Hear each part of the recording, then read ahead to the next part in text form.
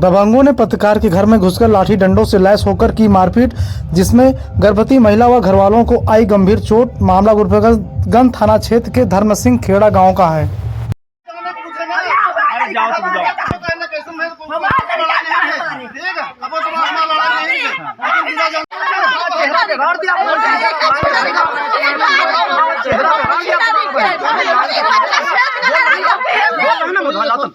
जो सीधे खड़ी